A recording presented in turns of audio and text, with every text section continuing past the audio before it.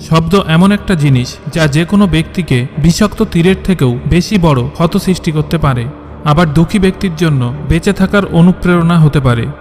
মুখের শব্দ হলো ওই জিনিস, যদি এটা ভেবেচিন্তে না বলা যায় তাহলে তা চূড়ান্ত ঝামেলা বাঁধিয়ে দিতে পারে।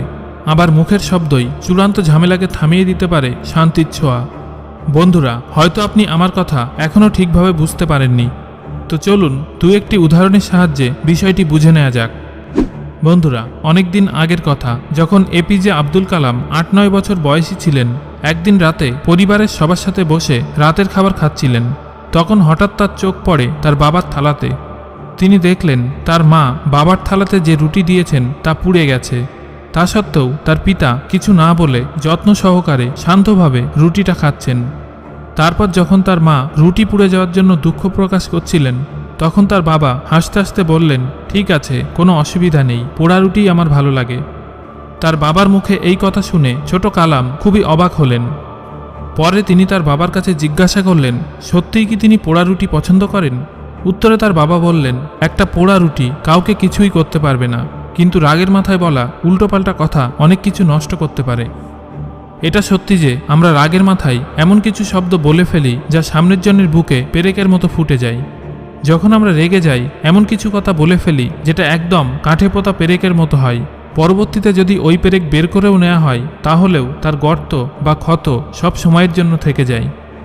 বন্ধুরা, মেডিকেল সায়েন্স এটা প্রমাণ করে দিয়েছে যে যখন আপনি রেগে যান, তখন আপনার কন্ট্রোল পাওয়ার অনেক কমে যায়।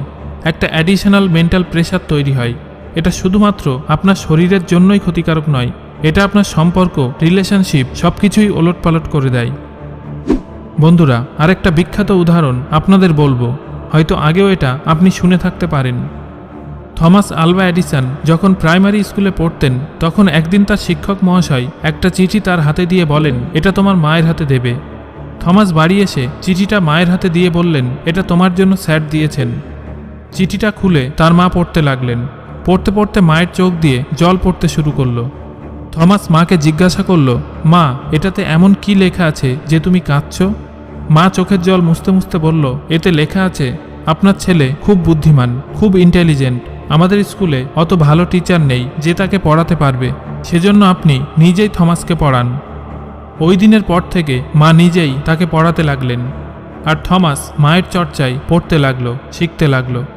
কয়েক বছর পর তার মা চলে গেলেন। ততদিনে থমাস একজন বিখ্যাত বিজ্ঞানী হয়ে গিয়েছেন। তিনি ফোনোগ্রাফ, ইলেকট্রিক বাল্বের মতো মহান আবিষ্কার করে ফেলেছেন।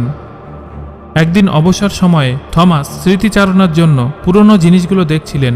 তখনই তার নজর পড়ে আলমারির কোনায় রাখা পুরনো একটা চিঠির উপর। উৎসাহের বশে চিঠিটা খুলে তিনি পড়তে লাগলেন। এটা ওই চিঠি ছিল যেটা ছোটবেলায় থমাসকে তার টিচার দিয়েছিলেন। চিঠি পড়ে তিনি স্তম্ভিত হয়ে গেলেন।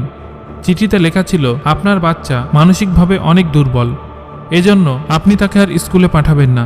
চিঠি পড়ে থমাসের চোখ জলে ভিজে গেল। বন্ধুরা, এই দুটি কাহিনীর মাধ্যমে আমরা বুঝতে পারলাম শব্দের মধ্যে একটা অদ্ভুত শক্তি রয়েছে। এই শক্তির ব্যবহার আমাদের ভেবেচিন্তে করতে হবে।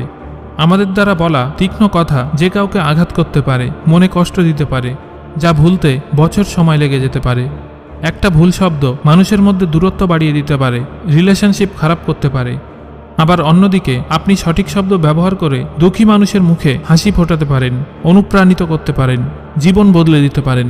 এতটা শক্তি থাকে মুখের কথায়, মুখের শব্দে। থমাসের মা কেবলমাত্র কয়েকটা শব্দ পরিবর্তন করে সেই জায়গায় সঠিক শব্দ ব্যবহার করে মানসিক দিক থেকে পিছিয়ে পড়া বাচ্চাকে শতাব্দীর মহান বিজ্ঞানী বানিয়েছিলেন। সো বন্ধুরা, ভিডিওটি যদি ভালো লাগে লাইক, কমেন্ট এবং শেয়ার করে আমাদের পাশে থাকবেন। আর নতুন ভিডিও পেতে চ্যানেলটি সাবস্ক্রাইব করে পাশের বেল আইকনটি প্রেস করুন।